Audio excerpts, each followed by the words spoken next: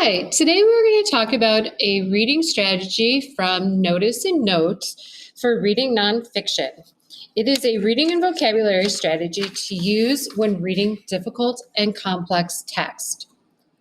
Now, to get started, I would like to begin by saying, what is a word gap and what does gap mean?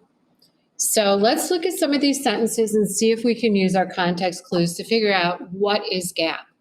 So there was a long gap in between his two jobs. There was an awkward gap in the middle of the conversation. There was a big gap between the two runners in the race.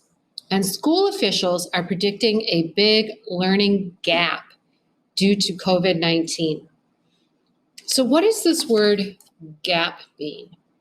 So when we're thinking about gap, we're thinking about a space in between, right?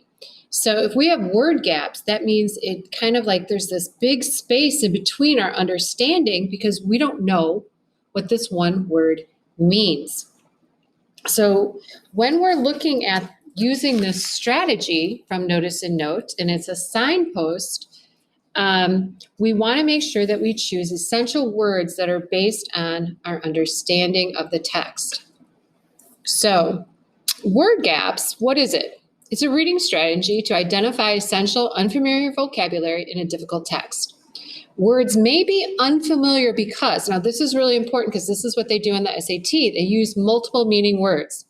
So, based on the context, this word could be used in a different way, or it could have a slightly different meaning. So you want to make sure that you pay attention to the context.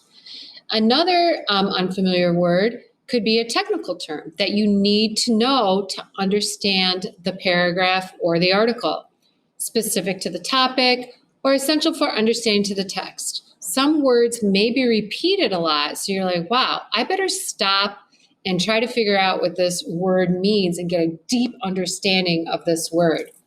So you want to make sure that you look at this and see what word is causing you confusion. All right, so now why? Why are we doing this? Well, when you are reading really difficult text, you want to have some strategies, tools in your toolbox, so to say. Or some teachers call them fix-up strategies. Basically, you need to have something that I know what to do when I'm reading a really hard text. This is what I can fall back on. So Notice and Note signposts were designed to help readers notice the different techniques authors use so the readers can think and react more deeply to what they read. So our learning target in using this strategy is the following. I can pause and identify essential unfamiliar words and use the word gap strategy to gain deeper understanding of the word and text. All right, now how do you do this? When you're reading and the author uses a word or phrase that you don't know, you stop and ask yourself, do I know this word from someplace else? Does it seem like technical talk or this topic? Can I find clues in the sentence to help me understand the word? Okay, so those are the three big questions for this strategy. Now, why do you do that? Because asking these questions helps you decide what to do next and what vocabulary strategy you will need to use. So you can use context clues, structures and schema. And remember, schema is what you already know. You can use illustrations if it's a nonfiction text that has illustrations. And then your last case scenario, you want to go to the dictionary. The reason why I say last case scenario, you want to go to the dictionary is because if you have to pause while you're reading, like, let's say you get assigned 20 pages for homework and you have to pause every time you don't know a word to look it up in the dictionary, that will add so much more time to your reading and it may interfere in your comprehension of the text as well to pause that much. So we want to be sure that we first use context clues and structure and schema and illustrations before we go to the dictionary. All right, so let's practice. So I took this article from a Newsella article, and it was Ruby Bridges, and this is just an example of what you may encounter. So Ruby Nell Bridges was born on September 8th, 1954 in Tylertown, Mississippi, and grew up on the farm her parents and grandparents sharecropped in Mississippi. When she was 4 years old, her parents, Aban and Lucille Bridges, moved to New Orleans, hoping for a better life in a bigger city. Her father got a job as a gas station attendant, and her mother took night jobs to help support their growing family. Soon, young Bridges had 2 younger brothers and a younger sister. Now, what words are essential for understanding in this paragraph? I highlighted sharecropped and attendant because I haven't seen those words in a while. They're a little unfamiliar for me, but it literally took me about 2 seconds. Boom, I remembered what sharecropped meant. That means they worked and they were farmers in a place. I've heard that before. An attendant, although I haven't heard it used as gas station attendant before, I know that he is basically attending to the needs of the gas station and helping out.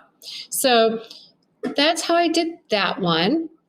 Then the next paragraph. The fact that Bridges was born the same year that the Supreme Court's Brown versus Board of Education decision desegregated schools is a notable coincidence in her early journey into civil rights activism. When Bridges was in kindergarten, she was one of many African American students in New Orleans who were chosen to take a test determining whether or not she could attend a white school. It is said the test was written to be especially difficult so that students would have a hard time passing. The idea was that if all the African American children failed the test, New Orleans schools might be able to stay segregated for a while longer. Bridges lived a mere 5 blocks from an all-white school, but attended kindergarten several miles away at an all-black segregated school. So here I see the word desegregated, segregated, and segregated. And I may be kind of familiar with that word, but because it's been repeated so much, and I'm thinking this word is going to be an essence for the entire article, I need to pause and really get a firm understanding of this vocabulary word, segregated. So I look at that word, and I can use context clues here, where it says might be able to stay white a while longer. And then where she had to walk mere 5 blocks from an all-white school, attended kindergarten several miles away, all black. So segregated, I think, would mean separate, keeping them separate. And because then here where it says D, I know that D means to take away.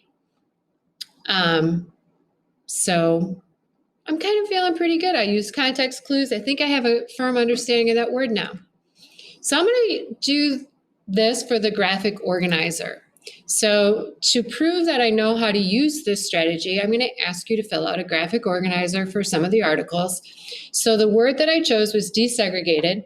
I used context clues in the inferencing. So if you don't remember context clues, please go back to the Edpuzzle and finish that context clue Edpuzzle to find out the different types of context clues to use. And then I use the context clues to come up with the meaning of the word, which is to keep apart. All right, the next paragraph.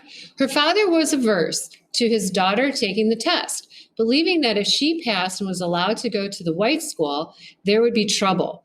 Her mother, however, pressed the issue, believing that Bridges would get a better education at a white school. She was eventually able to convince Bridges' father to let her take the test. So here, just to understand motive, I wanted to know, what is the word averse? I kind of understand it, but I really feel like I need to pause and get a deeper understanding of that. And I chose to use the word averse for my graphic organizer word too, which I used context clues and inference, and then I provided the sentence there that I noticed that the mother was eventually able to convince the father to let her take the test, was the big clue that I used to see that averse must mean going against something. Okay, and this is the graphic organizer.